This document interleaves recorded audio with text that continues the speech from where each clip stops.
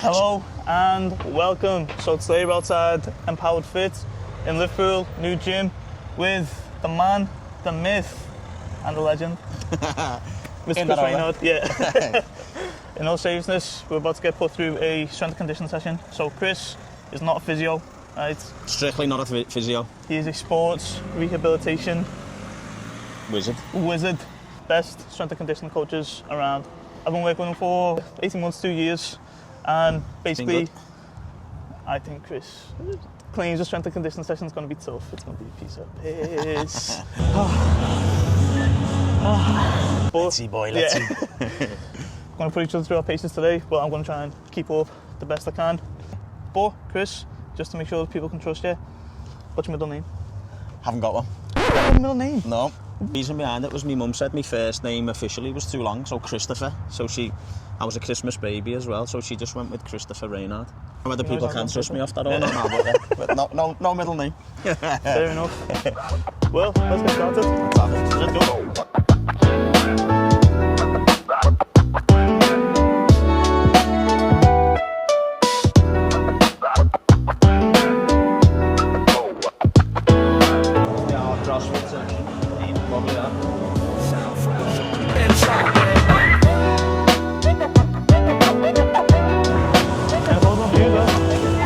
So Chris, before we get started, what made you get into coaching? To be fair, I've always just enjoyed sport and helping people, to be honest, so I've always had like my own sort of background of just training anyway, competing.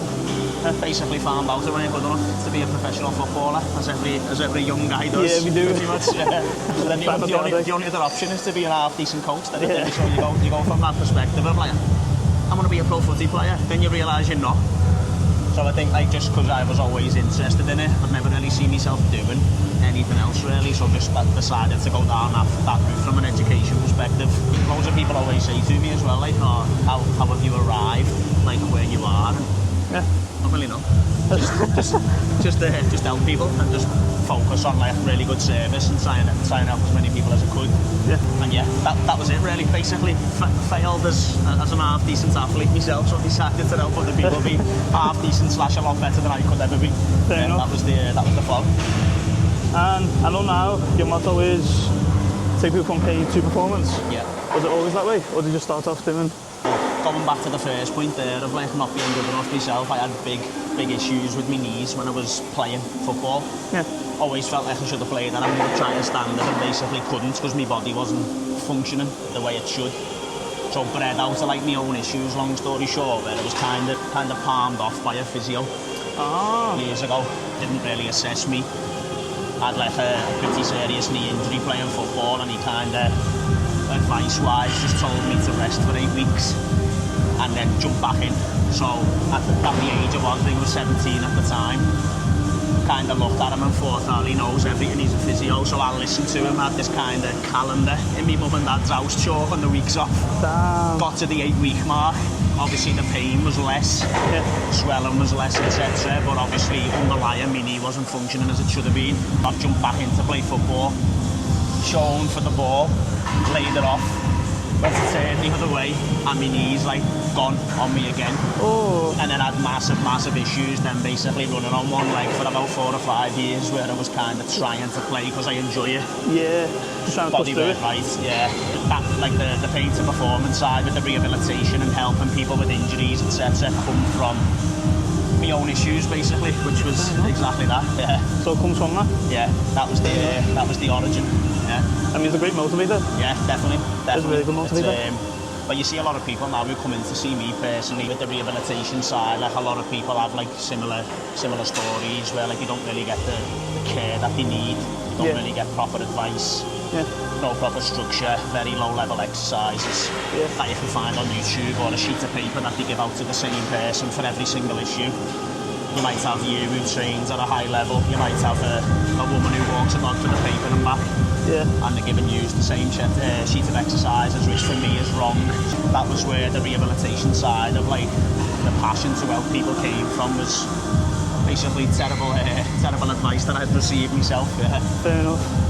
And if anyone doesn't know, Chris acts as like a bridge from injury back into training. So I came to him like 18 months ago and we showed him my ankle. I said I've been doing like X, Y and Z And he was like, yeah, but your training's here. The physio you're doing's down here. Said there's a gap, you need to bridge it. And I was like, oh yeah, okay. So my first like set of physio to do, I think it was like first 4 weeks. Yeah. It was actually pretty good stuff. It was like mobility and movement stuff. And he was like, right, we want to get back into training. So we got back to the training side. And I thought, what? That's going to be easy. It's just like bodyweight stuff or isometric stuff. I found out the hard way. It's some of the hardest exercises you're ever going to have to do without really having to smash, train to failure. So here's weight training.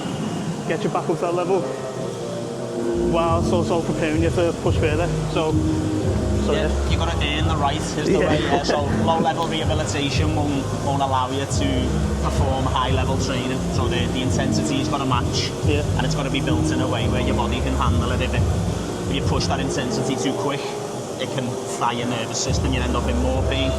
So that's the beauty of it, is nudging somebody along slowly but surely, keeping the nervous system calm and allowing the intensity to match what that person eventually wants to do, which for you is obviously tissue build and focus, so we know the intensity is going to be super, super high. Yeah. As you can see by the arms.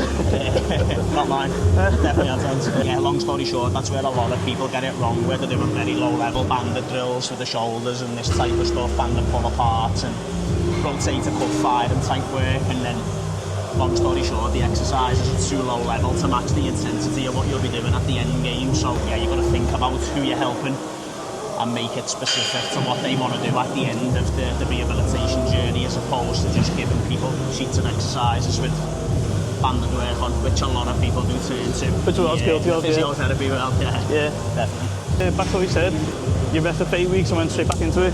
Yeah. It does mess you up because it's like a vicious cycle. Because you go back, you think you're ready, and then it turns out you're not. Yeah. And that's something, well, for me, for my shoulder, my first time doing sideways was pain free. Couldn't believe it, do you know what I mean? But it was after taking a break from it, whilst gradually pushing up the intensity and different exercises. So, huge game changer. That's a big one. What a lot of people get wrong is rest. Don't feel anything from a pain perspective and go like hard and fixed because it's not hurting anymore, and it's, if you're training at a high level, you've got to build up to that moment. Definitely rest isn't usually the answer. Yeah. And just searching for something that you can't feel anymore isn't usually the answer as well. You've got to tick specific boxes off to make sure that you're ready to stay back in the gym or stay back on a football pitch or whatever it is that person does. Definitely, yeah. Enough yapping, let's get it over with. Well, let's go. I'm my mouth blowing already, aren't you?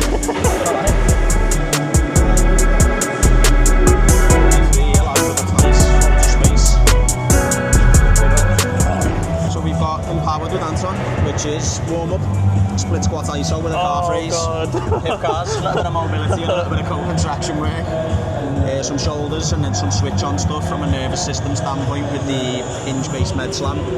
And then we've got a main block of a trap bar deadlift with a triple extension bias, so we're trying to move for speed rather than like loading up weight. We're thinking about like moving from A to B a little bit more dynamically. Pairing that with a med ball slam, so the idea behind that is you hit a heavy lift to recruit motor units. When you've recruited motor units, then you try and do something explosive where you get a crossover between power and then moving from A to B with speed, as I say. So it's power development. It lifts something heavy with a bias of speed to recruit motor units, then express and use them motor units to do something dynamic off the back of the lift. Yep. Accessory block, reverse lunge and skaters. So again, very similar format, looking at unilateral work, single leg bias, into something dynamic again with skaters. As we said before, Anton is used to a little bit more of like a stretchy and a squeezy type training where he's looking to build tension in the end range. Yep. Often what you find, not bashing them in advance, but you find if somebody is glued to that way of training, when they try and express force quickly, they usually come short. So we're going to see if he comes short or not. I'm not predicting he will, but he might do. He might not look as dynamic as me, and I'm not dynamic at the minute after a festive season for October Road. But yeah, so we got that again, skaters. Little push and pull block, which is a barbell floor press, and the hang power clean, which is a variation of an Olympic lift. Again, we'll have a little look how he moves dynamically under a barbell there. And then a disgusting conditioning block, which will be on the demo kit, the assault bike, and we're going to go 4 bouts of that and just see if the lungs disown them or not, which I'm going to predict that they might do. So yeah, that's the evil man. Yeah, that's the session in a nutshell. Yeah. However, if I'm moving slow and I start to feel a little bit disrespected from Chris because he's got to violate and laugh, I've heard it. We're going to race from there to there at the end because I can't lose twice. So yeah. I'm not signing up for that. Split squat iso with a calf raise to begin. A split squat position, drop into your 90-90 position, arms crossed or float, and I always cross them. And then from there we're going to pull up into a calf raise, drop the heel back down. Going to take 8 of them per side. How many? 8? Lovely. From there we're going to switch it in, same again, 8 reps. So with these, your back leg, how low down do you need to be? Yeah, floating. So yeah, floating. Like 90 degrees. Yeah, so floating knee always. See, Antoine's looking shaky already, yeah. Warm-up's got him short. So yeah, going into a little bit of hip mobility now. So key thing on this is to pull the heel towards the glutes, keep the short hamstring engaged. Yep. And then you kick them forward, open the gate, corkscrew round and through. And then we're going to kick back over into extension loop. That's 1 repetition. Going to take 4 each side on these. Yeah. So yeah, for anyone watching interested in this is a form of mobility training, looking to take the hip joint through full range of motion. So this one exercise will basically express full range of motion available at the hip joint. Really, really good exercise to go through before any lifting or just daily for out and out joint maintenance. The other worst things about this, these don't look that hard, and then you do one. But definitely feel it. Oh yeah. Just getting somebody comfortable at moving through full range of motion is key. So when we think about the shoulder, it can flex and extend, it can internally and externally rotate, and it can abduct and adduct, and as an actual joint, that's everything it can do. Again, this one exercise will take the shoulder joint through all of them ranges of motion. And then, as I say, to prep before a lifting session, really good. And just really good to actually do daily as some form of a routine. If you're very restricted, you feel like you're very sticky, you don't move well, these type of exercises are really convenient because you don't need any equipment. They can all be done at home, and they don't take that much time to actually do either. So this is a really nice exercise again to do. So yeah, shoulder flexion to begin. So if your left leg is forward, we're going to go with the right hand. We're going to flex up, and then we're going to abduct. As we abduct, we're going to internally rotate, come and get the knuckles to face the pocket, and then from there we're going to kick back into extension, unwind, come back through. Yeah, we're going to take 3 of them each side. A few clunks and pops going on here. Yeah, same. After a week of doing absolutely nothing other than eating. Nah, you're just charging up, Chris, that's all. Would you say training's changed much as you've got older? Yeah, I would, to be honest. Yeah, I think I've went through all the typical phases with me own training like a bodybuilder. Having that mindset when you're a bit younger of like training to get shredded and all of that type of stuff, definitely. So my typical training week at the minute now is just 3 lifting sessions a week. Yeah. Moving between some elements of tissue building, some elements of strength, some elements of dynamic work, which we're going to do a little bit of today, and just out and out conditioning. And then relative to what time of year it is, I will switch the conditioning dial up or down. So if I've booked a half marathon, I will obviously run a lot more. Yeah. If I've booked a triathlon, I will swim and bike a little bit more. Psychopath. But, yeah, I mean, I'm not in a rush to do one of them again, let me tell you that. But yeah, like long story short, just a base where like I just tick a little bit of all of the boxes each week. I'm not glued to just strength or just hypertrophy or just dynamic. I just basically have a program which kind of drip feeds them skill sets in. And to be honest now, mate, I'm at the level where I just train to feel good. Like I just train to sort of tick a box and keep my mind free, keep concentration in work, etc. I'm not like searching for anything crazy with me training other than just making sure I've done it. Like getting married next year, so maybe I might flip the shredded dial on again. Hopefully, anyway, we'll see if I can drop this chocolate. But 3 times a week in terms of lifting. Typically at the minute I'm doing 2 running sessions a week. And then, as I say, if I book a half marathon, which I've got one booked for March 2026, I will flip the dial then and just basically begin to run more. But that's my weekly maintenance, is 3 lifting sessions a week, 2 sessions of cardio, and then I'm having a go at this paddle as well now. So if Dylan's watching, I'm coming for him. Yeah. Don't like this. Heard about the paddle?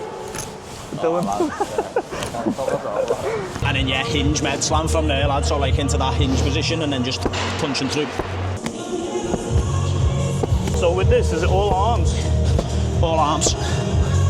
Yeah, you're looking for a quick lockout into the floor, and you're looking to be super aggressive to get the nervous system switched on before hitting some big lifts.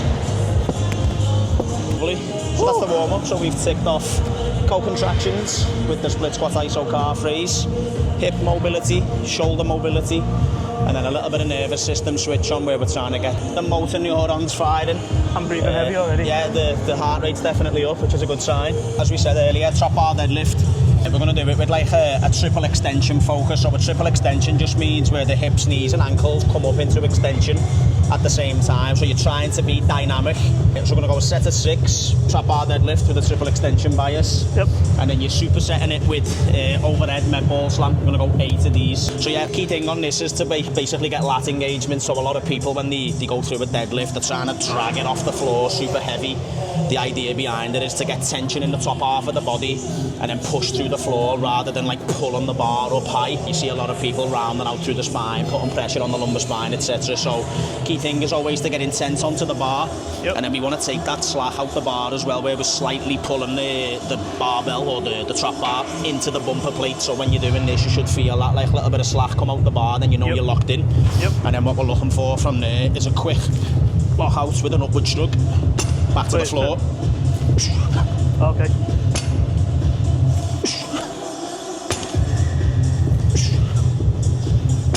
So with this, Chris, as you was pulling up, you like shrugged up a little bit? Yeah, as you're shrugging up, yeah, trying to get dynamic, yeah. Nice lad. Can get a bit of extra shrug out of that if you want it. Shrug up. Yeah. Lovely. And then we're supersetting it with 8 med ball slam. Again, looking into that triple extension, so as you reach to the top, okay. So you coming up, so you're matching the same position where you finish on the trap bar. Oh, jeez. New teeth there. Ooh. Ooh. See how dynamic he is already?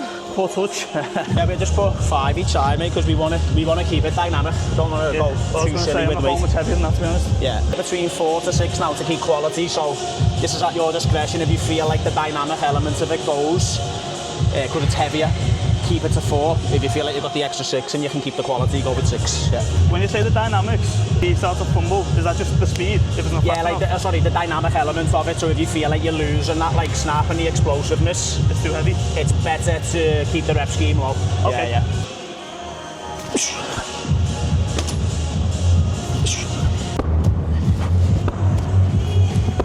So halfway fringe off, like. With the eyebrows next. Alrighty.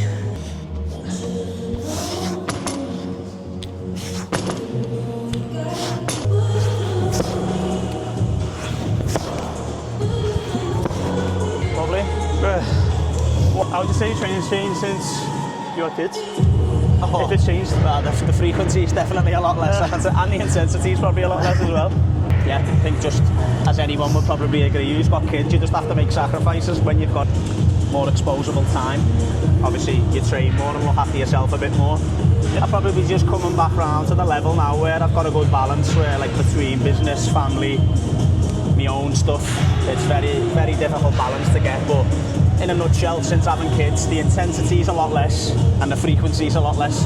Yeah, when you're pushing your own business and stuff as well, like, I think anybody who's spinning all of them plates really well would be what I would class as like successful / wealthy or whatever you want to call it, which would be in really good shape and fit and healthy. Got a really successful business, but to the point where it doesn't take over your family life, because at the end of the day, if you've got a business and you're trying to maximise business as what it is, if it takes away family life, it's probably it's not valuable. Yeah. So you're not bringing your kids to the gym anytime soon, though? Oh, the kids love the gym. Yeah, they're always in the gym with me in the back garden, as you know. I work, well, as you know, sorry. I've got a very humble shed in the back garden, which is a gym. Where I work workshop, not a shed, or the lab. Some people call it the lab workshop. I call it a wooden shed to sound humble, but yeah, no, the kids love getting in the gym. Kids love playing football, gymnastics. So I'm big on making sure they're active. Family yoga every morning, we always have a go off. Obviously the worst at it, especially every weekend. Family yoga every morning is a good way to start the day, get them moving.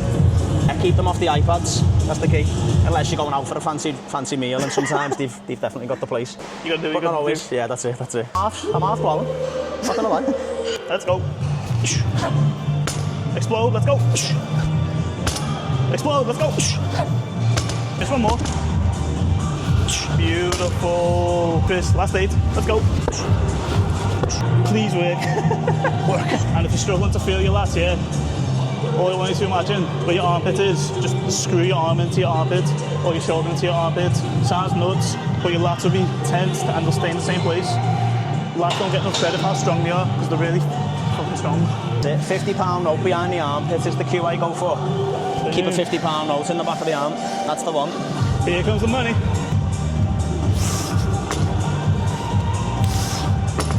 Get that shrug inside. There we go. This feels a bit jacky.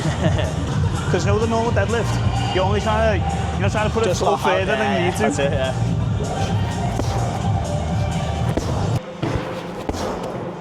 That's good. Beautiful, lad. Block A in the bank. Terrible idea. First and foremost, let's unwrap the weights because it's just what a good guy should do. We'll save Anton's spine here by giving him a little prop. Thank you. Heroic. When you lift on weights, moving the weights is half the exercise. That's it, yeah. I was just going to say that when you're used to training on your own, which I am, that was very, very nice to have someone to help me take the weights off because I don't usually have that luxury at home. Heroic guy. It means 2 extra reps, I got some more energy though. Yeah, it's me, innit? I'm up first. So yeah, side rack reverse lunge. Yeah, you got 2 options, as I say, to either drop back, come right through to centre, or drop back with a knee drive, and then you can touch down if you want. So I'm going to go with the knee drive and be gangster. Okay, I will try that, but I'm going to go 6 and 6. You are a crazy person! As I say, using the rig or the squat rack as the gauge for distance, pushing off. So with this, you only land on the leg you land on, you don't use your back leg at all? Yeah, no back leg at all, just using to counterbalance your weight. And relax. Quads will be found after that. Yep. If say for training like us without a mirror, how do you know how far back to go? I always just say 90 degrees, so like from the hip to the knee, and the knee to the ankle. Then we'll drop back, so it's 90. Yeah. I think the main thing on this type of work is just not to overthink it and just move like with... Just try and move it. As much fluidity and as natural as you can, basically, yeah.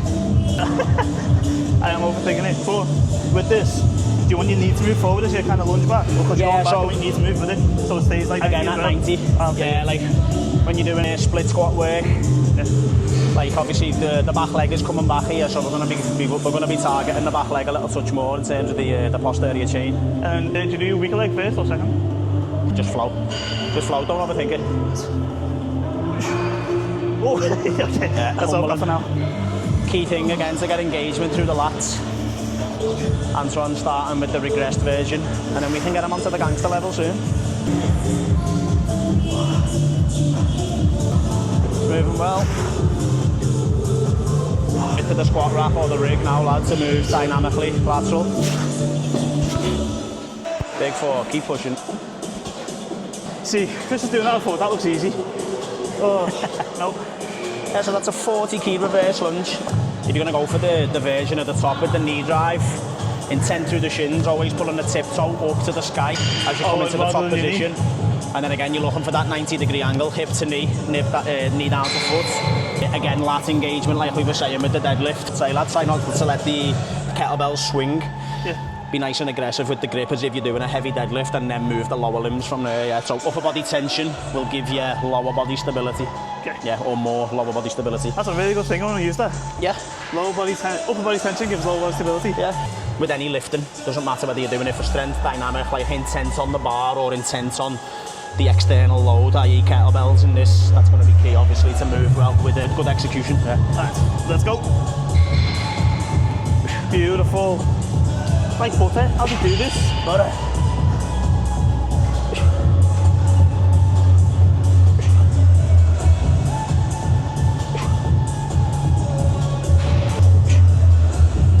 Beautiful, Chris.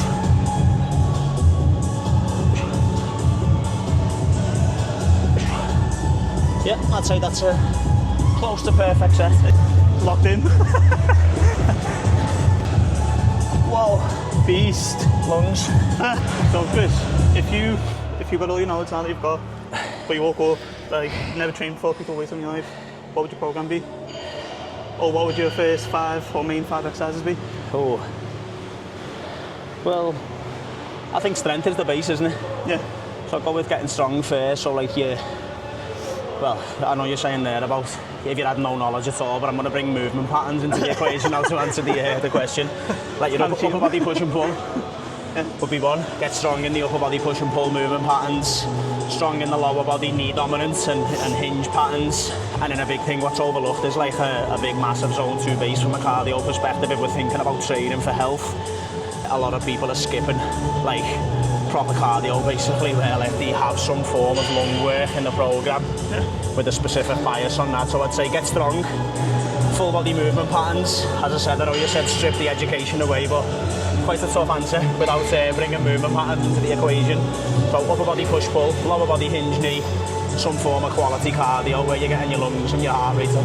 Yeah, so the zone 2 cardio, what do you mean by that? Probably an example of it, like a bike? So yeah, like super low level, low heart rate based cardio where like it's very easy, like me and you were talking now, like you could basically go on a treadmill and walk and we could have a conversation, go on a Concept 2 bike or whatever it is, outdoors, indoors, doesn't matter, some form of cardio where it's that low level that you can hold a conversation and you keep your heart rate in a specific zone. I say I'm trying to dumb this down because you said with no education. Like a 5-year-old. Why don't you explain this to me like I'm 5? Yeah, basically cardio where you could have a conversation, so it's easy enough and you're able to continue that level of cardio to the point where you could hold a conversation normally without overexerting basically. So. Yeah. And if you don't do 5 exercises, what would you be? Like you have to narrow them down to 5. For me personally? Yeah. For me. It can be favourite or for... Yeah, like go trap bar deadlift. I like a trap bar deadlift for strength. Classic overhead press, like a barbell press or something for upper body push. It's not a favourite, but I mean like for bang for your buck, 5 exercises, it's a good one. Some form of row, like a barbell row, bent over row, pendlay row. I like pendlay rows. Yeah, they're good. I like zercher squats, which is like basically a squat with a barbell across the front of the arms. That's a really nice exercise. Damn, psychopath. Yeah, good. What's the last one? Tough. Oof, let's have a think. So we've went trap bar, pendlay, overhead press, zercher squat. Got to be biceps, hasn't it? Got to be arms somewhere. You've got to get a pump on through the arms. Some form of heavy bicep curl, basically. Yeah, to get a pump on that, then washes off in the shower 10 minutes later. Yeah, we're going to go for the gangster mode now. So yeah, lat engagement, aggressive knee drive. Lovely. There we go. One more, sir. Flying. Beautiful, lad.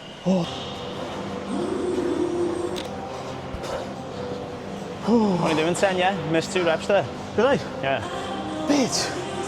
Did I? I'm counting, don't worry. Sorry, it's hard to... Getting all NFL. And then a nice conditioning block. What was that? What did he say? For the saying how far you are moving laterally. Oh. Let's be nice. Yeah. Let's be nice. We don't have to go there. I mean, you're not wrong, but you didn't have to say it. Yes, we got now same principle, lad. We're not going to try and move like crazy amounts of weight. We're looking for a barbell floor press, dynamic again. Yeah. Trying to move from A to B with speed, snap, explosiveness, whatever you want to call it. As the first block, go 2 sets of 8. And then we go 2 sets of 8 or 6 to 8 on the hang power clean, which I'll talk you through again. It's looking at that triple extension bias. Okay. So it's a variation of an Olympic lift, basically, like or a lower level Olympic lift. Again, trying to move dynamic. Hang power clean takes a lot of freedom, mobility, flexibility, whatever you want to call it, in the lats, the upper back, the T-spine. We go through a couple of coaching cues with you to get underneath the bar. Common one a lot of people will finish with on that is arms or elbows facing the floor rather than being able to get into the front rack. Again, if you're from a tissue building background where you're used to creating a lot of tension. But yeah, no, if you're used to creating a lot of tension, which is the best thing on the planet, obviously, to build muscle, can see these type of moves can sometimes humble you with like the positions that you need to get into. So we have to see where you are, and then when I've tried them in the past, it was on. Honestly, I was doing it wrong, but as I was pushing through, I wasn't pushing through enough. And if you don't push through enough, the kettlebell just whacks your wrist. So it feels a bit sore at the time, and then the next day it kills. That's a kettlebell clean. This is going to be barbell, so it's even tougher.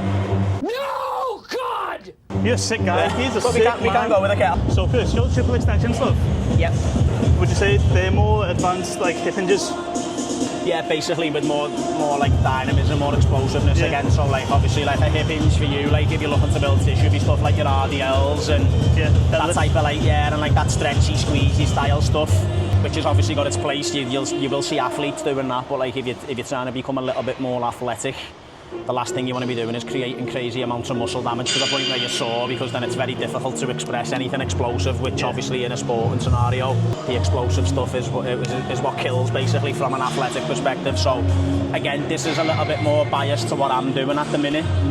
I know what you're doing at the minute is a little bit more of like the tension-based stuff. That's not to say I don't do that. I do a lot of that as well. And this is fun. But like I just like to blend both, and I never stick to one angle. Do you know what I mean? So I've tried to butcher them basically. That's what I'm trying to say. So yeah, barbell floor press, lad, nice and simple. And on your back, little pause in the bottom, and then just snap out. It's, you know what you're doing on these, don't you? Would you say you prefer these to non-barbell press or no? Floor press is a little bit nicer on the shoulders. Anybody who's got a history of shoulder-based issues and you're trying to get them to like super extend the shoulder, you'll get a lot of people reporting like pain in the shoulders when they press. So this is a nice way to get load through the chest, but with a reduced range of motion. So obviously the elbows will hit the floor. You can't go any further back on a bench press where you've got more space. Yeah, you can take it too drive far. out. Yeah, some people can overextend and then start to report pain in the shoulders every time I press. This is a program and decision that you could change to still allow them to press, but through a safer range of motion with less pain. If you're getting pain in a movement pattern, long story short, you're not going to progress the movement pattern because your body's telling you it doesn't like it. So it's you've got to be smart. Yeah. So yeah, I'm going to go a little bit narrower on this. You can use anywhere in between the smooth and the rough. I just go a little bit narrower traditionally on a bench press. Hitting them triceps. Let's go. Lovely. Let's go. Yeah, little pause on the bottom's key as well, yeah. Give yourself time to potentiate and get some aggression through the pattern, yeah. With this, you stick your chest up or keep it flat? I try not to extend through the T-spine too much. It's a bit of a controversial one that if you're a power lifter, you're going to extend through the T-spine. I'm definitely not even close to being a power lifter, so from a spinal perspective, I stay flat, yeah. Nice and aggressive foot placement, so like a lot of people will go flat on these. You want to get that potentiation again where we're getting aggressive through the bottom half of the body before you move. So you yeah, stay on the floor squeeze, as well? Yeah. And then you come on just straight across chest? Yeah, just like a classic barbell press, lad, with a pause at the bottom. Longer pause at the bottom. Yeah, there we go, lad, lovely. Yeah, you can probably give yourself a tiny bit longer at the bottom there. Awesome. So just like one, go, one, go. But yeah, then this goes through that like type of training, and where obviously when you're lifting for strength, the mass or the external loads that high on the bar, the speed of the barbell will obviously be a lot slower. Yeah. So that's just crossing over between them skill sets of like power, hypertrophy, strength. All of it's got its place. Like it can all be included in the same program. You don't have to be glued to one way. That's just my way at the minute. I'm not trying to promote that by any stretch. If you're getting married in the new year, like I said, and you want to get massive, listen to a bodybuilder. If you want to be a decent all-rounder, which is what I'm trying to be. So you're trying to find that sweet spot? Yeah, just basically drip feed a little bit of everything into the program. Like for me personally, like if I just done hypertrophy all year, I'd get bored. Yeah, so like from a consistency standpoint, to do something that's a little bit more dynamic and explosive, I get a little bit more personal buy-in off it. So I try to do that to make sure that I keep turning up. If I'm just doing lat pull down to failure all year, like for me personally, I would get to the point where like I'd lose my mind. Yeah. So it's just for a longevity standpoint that I train like this. I'm more from an adherence. As I said before, with the kids now, the availability is a lot less, so we kind of have to drip feed all of them bits and bobs in, as opposed to just training just for strength or just like a power lifter or just like a bodybuilder. Since training this way though, where you're trying to merge everything, have you noticed you're more injury free or more injury prone? Yeah, I feel good. Like as I said earlier, I've spent a lot of time like sort of in a lot of pain in the past and like having big issues with my body where I haven't been able to do what I want. So main thing is for me now is I'm training to feel good. I've got year-round availability. I'm not operating at 100% in any one angle, but I'm definitely operating at 70 to 80 in a lot of angles. At a really good way. I've got year-round availability to do what I enjoy, which I do love me training. As I say, the availability isn't as big as it was years ago when I was probably training a bit more like a bodybuilder to get ripped and go to Ibiza and all the rest of it. But like year-round now, like my body feels good in the main. Obviously I get knocks and niggles and stuff, but I'd like to think I've got the nous to offset them. If I haven't, I'll definitely go and pay someone who has, because there's not a problem I'll be putting up with. That always basically offload and yeah, get help with something that I need, basically, yeah. So that's the way. Let's go. Beautiful.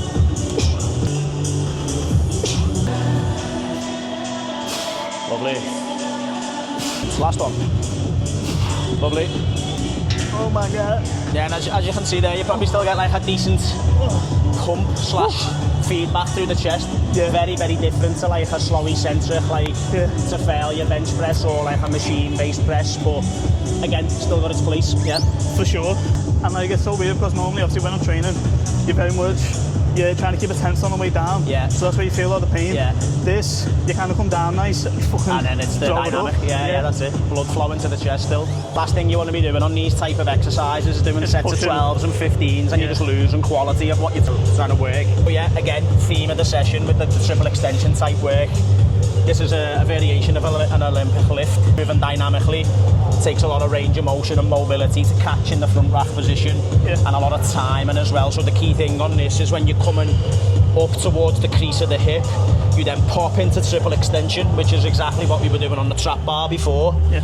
And then when you come up into the triple extension, the idea is to move your torso around the barbell, And so you under. catch underneath, which is called like a power position, which again will be where you landed earlier on with the trap bar deadlift. So when you sort of have gone through the triple extension and then you're catching, that position there is known as the power position. So like some of the exercises that we've done earlier, like we'll cross over into this definitely.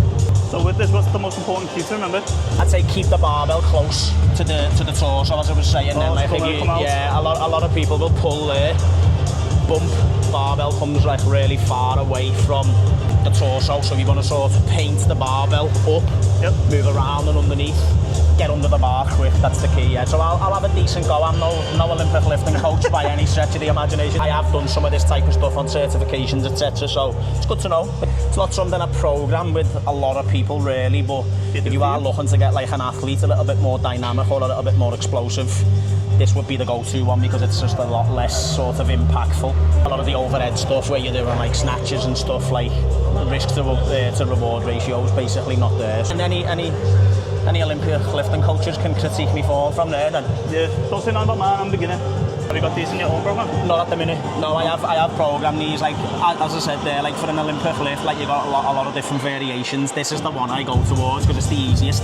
Risk to reward, like I don't need to do Olympic lifts. Yeah. But if you still want to do something that's a little bit dynamic and explosive, this is like a variation which is nice and it's safe. It's the safest one, I would say. Yeah. So key position on this to start is just top of the knees, and then you're going to drag in and then catch underneath. Oh no. Mic's off. I'll hold it. Pause. Pause. Pause it. Oh no, sorry, I was saying pause. I picked up as you bent over. You was like that close to your face. What you doing out here with all this ass? Double cheeked up. Sorry, Chris. Just start set again.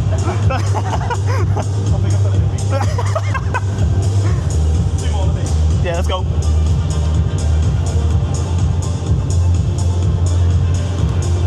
With this, I noticed the bar doesn't move that much, it's you moving around it. Yeah, you move around the bar basically because you want to keep the barbell as close to the floor as possible. So if you're bumping the barbell out here, you're going to chase it and you won't be able to get under it. Keep the bar as close as you can and then catch underneath it. High elbows, punch the elbows through. I'm going to do set with the bar first. Yeah, it's going to go empty. I have no shame in saying, I'm not sure if I've got that dog in me for this. He has. He's being humble. So, you come down and push up. Yeah, so give yourself a bit more hinge room. That's it, and then you're going to drag. Yep. Triple extend there up onto the tiptoes, shrug, and then as you shrug, you're going to drop underneath the bar. Yeah, like soft knees, and then like as we were saying before, with the elbow facing the floor. Toughest position on this is to get the elbows through. Anybody who bodybuilds, tight lats, a lot of tension through here. It's very difficult to get extension through the T-spine and the elbows high. So don't beat yourself up, you're brand new to it, just have a go, see where we land.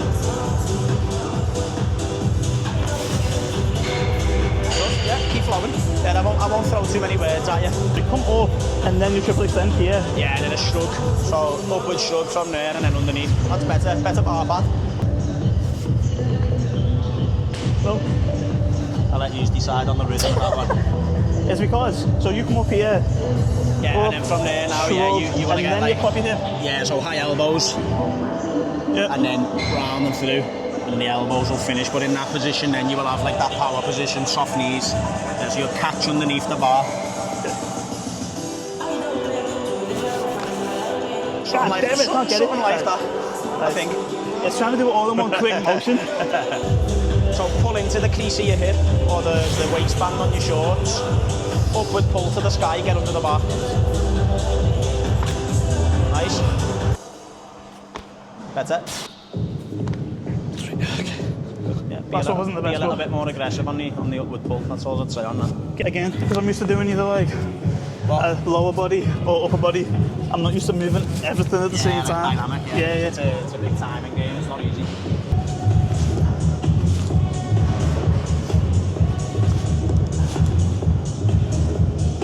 Beautiful. Let's go, Chris.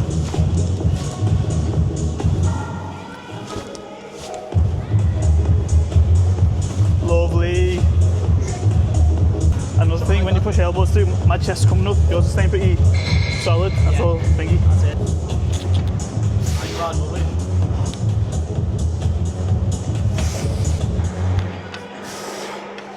Pull. That's it. Woo. Something to practice. Something to get better at. Something to practice for sure. Skill acquisition. Fun fact, so for this last segment, with a conditioning block, the camera lady, Nicole is joining. She's in. Alrighty. Might be a bit of yak on the floor after this one, who knows? Hopefully not off me. Only one way to find out. So yeah, I'm going to go with the visual timing. Okay. So this is something we can do at the same time. So 15 seconds maximal, 45 seconds completely off. Like you don't have to move for the 45, you come completely off. It's definitely enough. You ready, big fella? No? So do you go now? Let's go.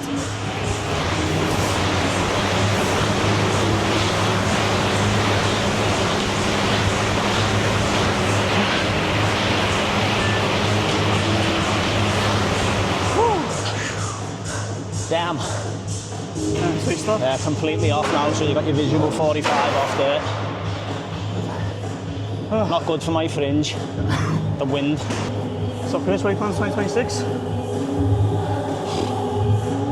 I'll let you know after this. No, to be fair, mate, just keep on keeping on, basically, yeah. Keep leveling up. Help more people. Help myself a bit more, probably sacrificed my own training a little bit too much last year, smashing the 12-hour days out, so definitely want to get a little bit more balance for myself. Yeah. And go again. Alright, time we go again. Ooh. Ready? Let's go, champ. Let's go. Set 2.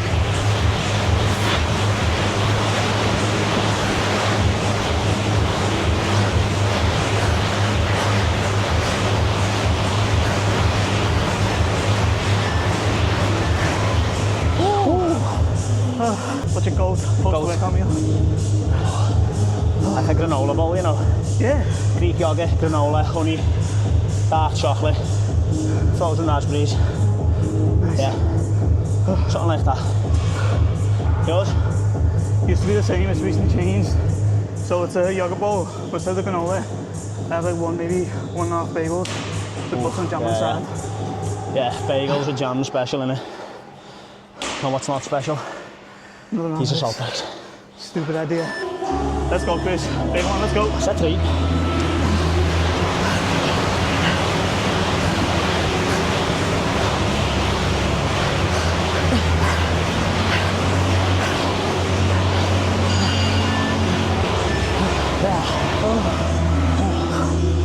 Oh my god. I've got no more questions. Whew. Whew. Pain and misery. In a good way. It's good to get in the hurt locker. Someone said it was good for you. Wasn't me. Yeah, first bit of intensity post-Christmas. Disgusting. I'm classing this as 2026 first workout. 10 seconds to recover. Final push. Is this the last one? Yeah, last bout. Is he? Last bout. Let's go. Last big push. All in.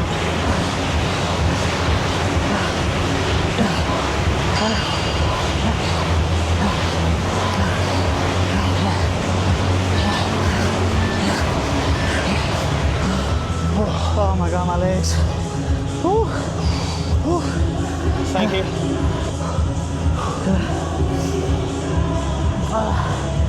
Yeah, that's smart work. It was only 4 minutes a week. Oh my god. Yeah, ready for bed. We're going to get ourselves together, so lastly, we're going to wrap it up here. Chris, thank you very much. Thanks for a bit of both there. Let the people know what you've got going on next year. What I've got going on? Just the same old. Just keep working. As I said there, just keep helping people. Help myself a little bit more. Yeah, keep training hard. Keep enjoying myself. That's the way. But listen, if you are in pain, get out of bed in the morning, you're training for high risk or knee pain, you're a marathon runner, bodybuilder, anything at all, this guy will take you from the pain you're in to the next level performance. He's a wizard, one of the best about. Nice, I like it. So yeah, please like, subscribe. Chris, you got a YouTube, haven't you? I have. Low-key one, just for exercise tutorials more, but this is the type of stuff I need to do more. Well, subscribe to me for the both of us, and I'll let them know, comment, and hopefully we'll see you for the next one. Peace. Peace. Peace. Oh my God.